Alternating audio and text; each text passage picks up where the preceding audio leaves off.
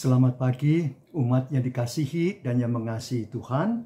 Kita akan mengadakan persekutuan doa pagi GKI Samanhudi pada hari ini, Jumat 5 Januari 2024. Kita awali persekutuan doa pagi kita dengan sebuah nyanyian, yaitu dari PKJ yang saya pilih, yaitu nomor 255. Kita akan menyanyikan PKJ 255. Firman-Mu ku pegang selalu. Firman-Mu ku pegang selalu, saat duka, saat senang, jalan hidup yang akan datang, tangan Tuhan yang memegang. Pencobaan menghimpit aku dan menjadi keluhanku. Firman-Mu ku pegang selalu, sayapmu tempat berteduh. Firman-Mu Tuhan ku pegang selalu, hilanglah keraguanku. Bila hatiku rasa susah, padamu aku berserah. Firman-Mu ku pegang selalu, maka amanlah jiwaku. Firman-Mu Tuhan ku pegang selalu, hilanglah keraguanku. Bila hatiku rasa susah, padamu aku berserah. Firman-Mu ku pegang selalu, maka amanlah jiwaku. Mari kita datang dalam doa. Bapa, terima kasih kalau kami sudah boleh melewati sepanjang tahun 2023, dan saat ini kami sudah menginjakkan kaki kami 5 hari dari tahun 2024. Terima kasih untuk itu semua ya Bapa, untuk semua perjuangan, untuk semua hal yang boleh Bapa berikan dalam pengalaman-pengalaman hidup kami. Bapa, kami juga membawa dalam doa untuk firman Tuhan yang sebentar kami akan lihat, kami baca, kami renungkan. Biarlah Roh Kudus sendiri bekerja, sehingga apa yang kami akan terima, apa yang kami akan dengarkan itu, dan kami lihat, sungguh ya Bapa, itu menjadi pegangan hidup kami, boleh menguatkan iman dan harap dan kasih kami kepadamu. Bekerjalah di tempat kami masing-masing ya Bapa, dan kami serahkan dalam karya Roh Kudus sendiri pemberitaan firman doa pagi GKI Samanhudi hari ini. Dalam Yesus Kristus Tuhan kami berdoa. Amin. Saudara yang kekasih, kita akan membaca Alkitab kita yang terambil dari Mazmur 110. Keseluruhan ayatnya nggak banyak soalnya. Saya bacakan demikian, Mazmur 110, dan Lembaga Alkitab Indonesia LAI telah memberikan judul untuk Mazmur ini, Penobatan Raja Imam. Firman Tuhan kepada Tuanku, duduklah di sebelah kananku, sampai kubuat musuh-musuhmu menjadi tumpuan kakimu. Tongkat kekuatanmu akan diulurkan Tuhan dari Sion, memerintahlah di antara musuh-musuhmu. Tentaramu siap sedia untuk maju pada hari pertempuranmu. Berhiaskan kekudusan ketika fajar masih dalam kandungan. Embun kemudaanmu sudah menjadi milikmu. Tuhan telah bersumpah dan Ia tidak akan menyesal. Engkaulah imam untuk selama-lamanya. Menurut aturan Melkisedek, Tuhan ada di sebelah kananmu. Ia meremukkan raja-raja pada hari murkanya. Ia menghukum bangsa-bangsa sehingga mayat-mayat bergelimpangan. Ia meremukkan kepala-kepala di atas bumi yang luas. Dari sungai, di tepi jalan ia minum. Oleh sebab itu ia mengangkat kepala. Sampai di sini pembacaan Mazmur kita, Mazmur 110 ini. Berbahagia kita semua yang bersedia mendengarkan firman Tuhan dan yang memeliharanya. Artinya melakukan firman itu dalam kehidupan kita setiap hari. Haleluya. Saudara, tema kita melayani adalah anugerah, terambil dari pembacaan tadi, ayatnya yang kedua. Tongkat kekuatanmu akan diulurkan Tuhan dari Sion. Memerintahlah di antara musuhmu. Umat yang dikasihi Tuhan,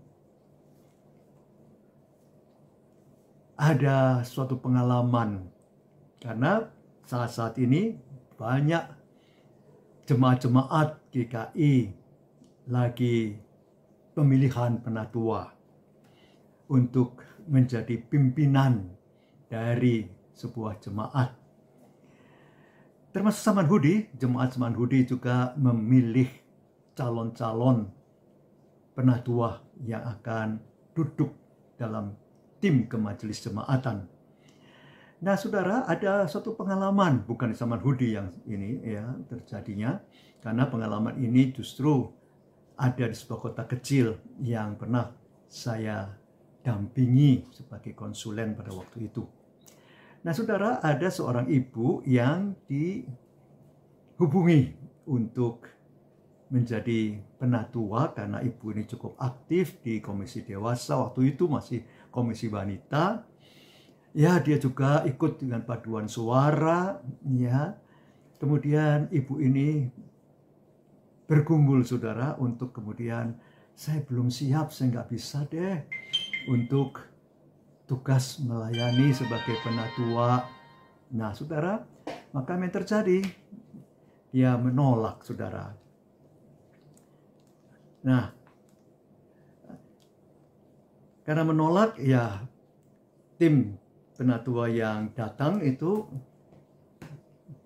melaporkan kepada majelis jemaat bahwa dia belum bersedia. Tahun depannya, saudara, ibu ini dihubungi lagi, ya, karena ada dalam pencalonan itu nama dia masuk.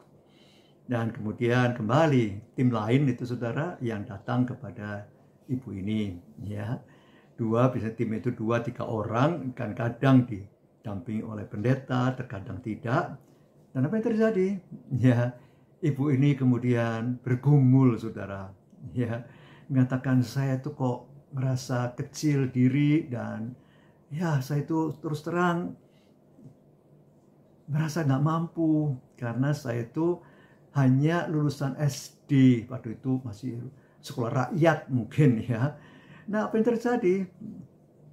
SMP aja cuma 2 tahun, kemudian ayahanda saya meninggal, sehingga orang tua ini, ibunya nggak bisa membiayai sekolah dia, karena anaknya pada waktu itu dikatakan cukup banyak, sehingga justru adik-adik dia yang belajar, dia harus membantu menjual makanan yang dimasak oleh ibunya untuk memenuhi kebutuhan keluarga. Nah, saudaraku di dalam Tuhan, tapi kemudian karena sudah 2 kali dihubungi, dia bergumul keras, saudara, karena memang ada waktu untuk pergumulan itu. Maka kemudian dia memutuskan untuk menerima panggilan sebagai pejabat gerejawi, yaitu penatua. Ya, apa yang terjadi? Karena dia mempunyai keyakinan bahwa kalau Tuhan itu memanggil seseorang untuk melayani, pasti juga Tuhan akan memperlengkapinya dengan berbagai kebutuhan, baik kebutuhan finansial, karena memang secara finansial ibu ini sudah cukup mapan, dan dia sudah menikah sekarang, yang dulu ya belum bisa menyelesaikan SMP-nya saja karena orang tuanya nggak mampu, tapi secara finansial saat ini dia sebenarnya sudah mampu sebenarnya. Nah, dia punya keyakinan itu, bahwa kalau Tuhan memanggil, menunjuk seseorang, pasti Tuhan akan memperlengkapi dengan semua kebutuhan, karunia-karunia yang ia perlukan. Pemikiran-pemikiran, ide-ide untuk kemajuan jemaat Tuhan.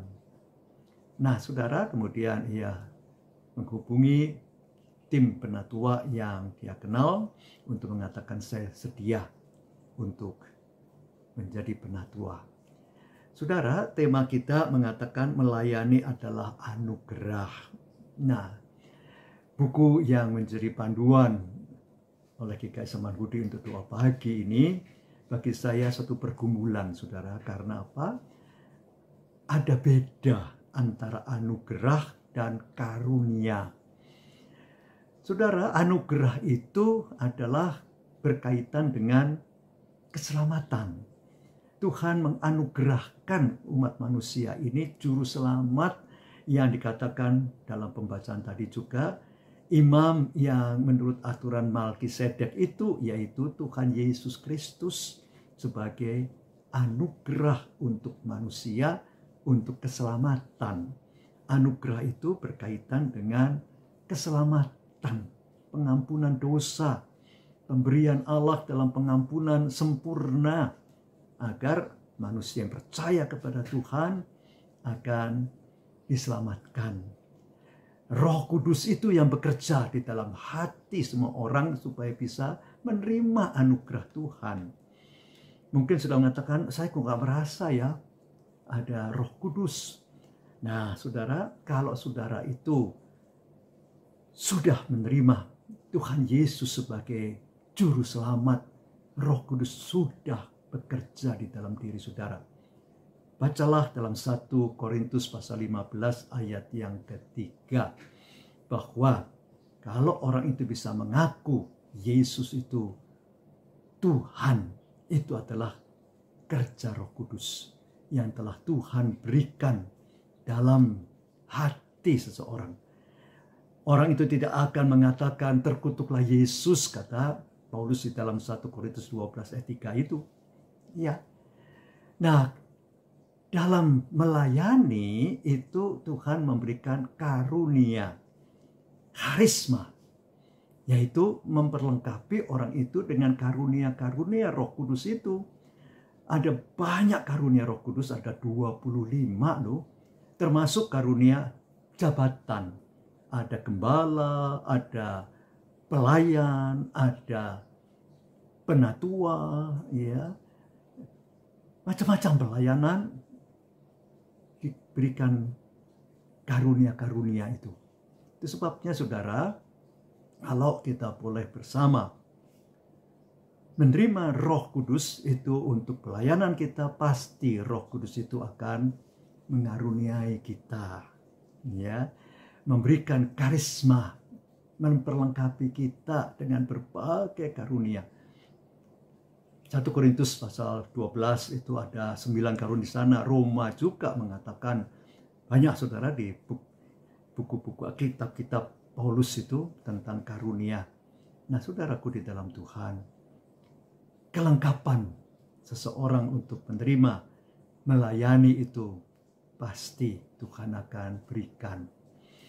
Ya, jangan kita khawatir saudara. Waduh, saya itu rasanya nggak mampu. Mintalah kepada Tuhan kemampuan itu, sehingga kita bisa melayani dimanapun Tuhan menempatkan saudara. Melayani nggak perlu sampai jauh-jauh saudara, harus pergi ke kutub misalnya, pergi ke Amerika, pergi ke Afrika. Melayani bisa di keluarga kita. Ya orang-orang yang dekat dengan kita, orang tua kita kah, suami atau istri kita kah, anak-anak kita kah, cucu-cucu kita kah, juga bisa di tempat kerja kita, sahabat-sahabat kita, atau tempat kuliah dan sekolah kita kah. Di situ kita bisa mempunyai tugas untuk melayani. Ataupun saudara, di bangsa dan negara kita, pada waktu kerusuhan 98, ada orang yang siap sedia, saudara, yaitu dijadwalkan pada waktu itu menjadi petugas siskamling pada waktu itu. Sistem keamanan lingkungan itu, saudara, dan dia tidak membayar kepada Hansip saja deh. Dia keluar rumah, dia jaga malam untuk itu. Dalam lingkungan ini juga ada orang yang membersihkan lingkungannya. Selokan, got itu dibersihkan, saudara. Ya nggak jauh-jauh sih, hanya cuma sekitar rumahnya, tetangga-tetangganya, ya. Itu pun merupakan melayani, ya. Sehingga lingkungannya menjadi hijau, menjadi bersih, menjadi menyenangkan. Atau saudara, ada hal yang kecil, kalau saudara naik kendaraan umum misalnya, bus atau kereta api atau mikrolet, saudara tersenyum, ya, nggak cemberut dan cembetut, ya, cembetut.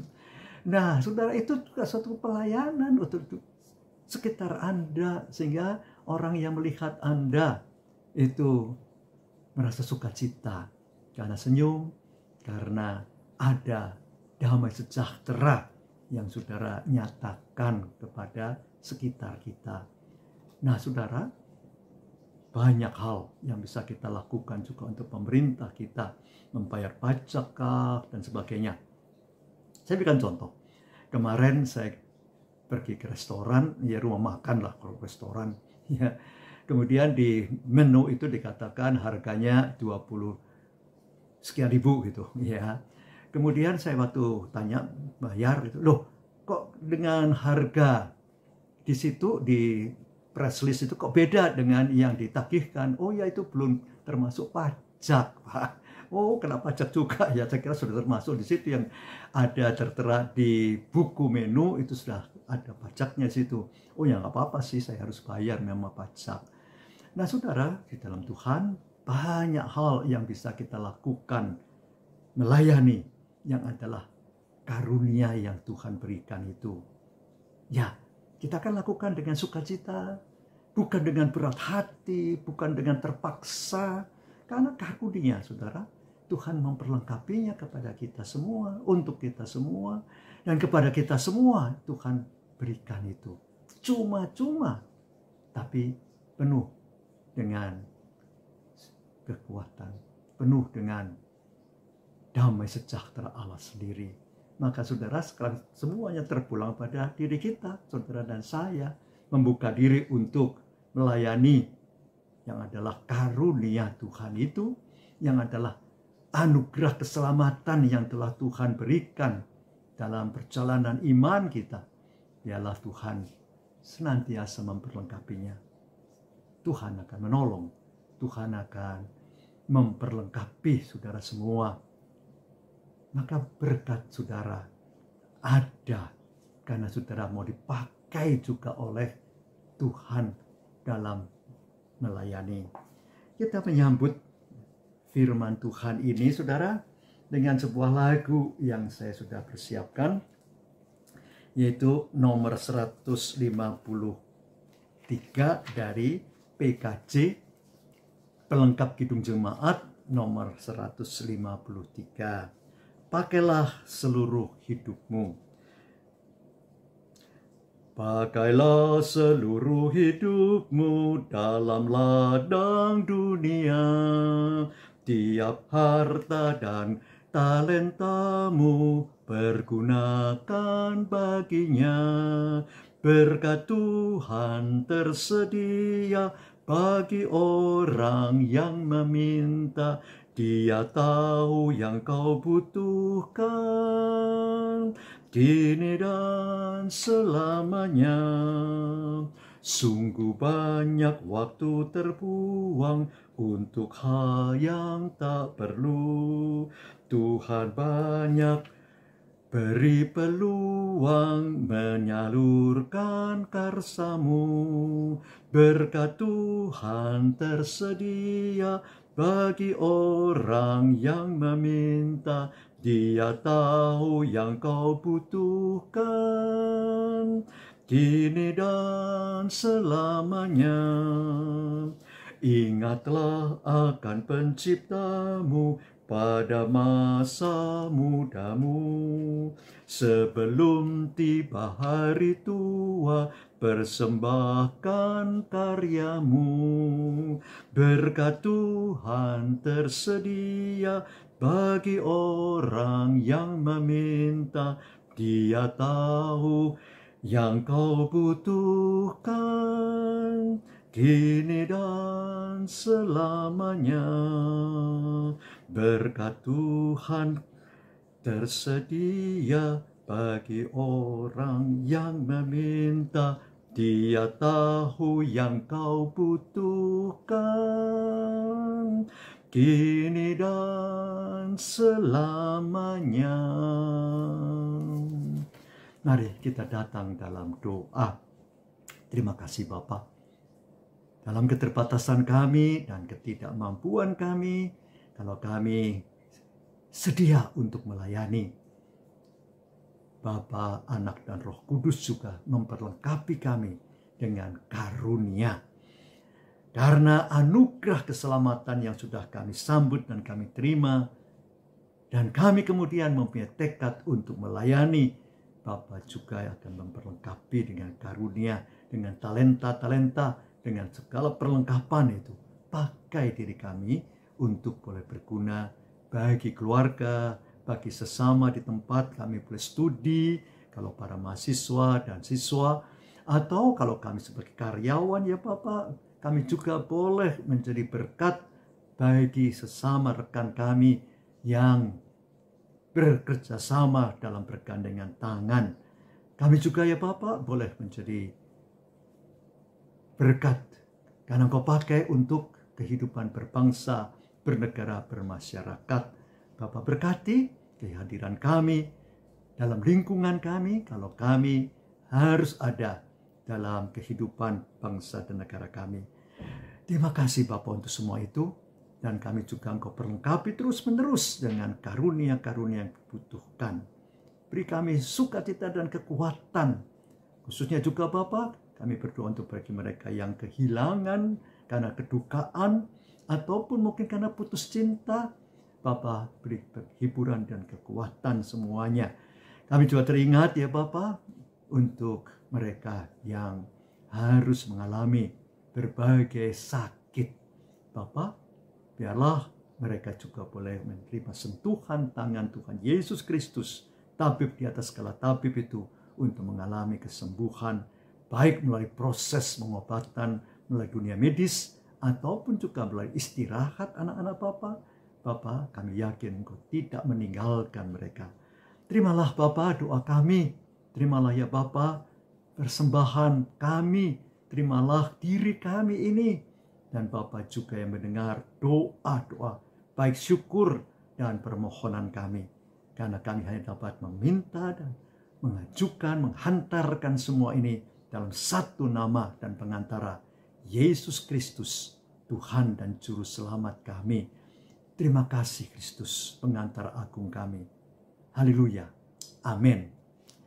Saudara, Tuhan memberkati saudara kini dan selama-lamanya. Amin. Bagi Bapak Ibu yang memiliki pergumulan khusus dan ingin didoakan, bisa menghubungi rekan-rekan pendeta di nomor berikut.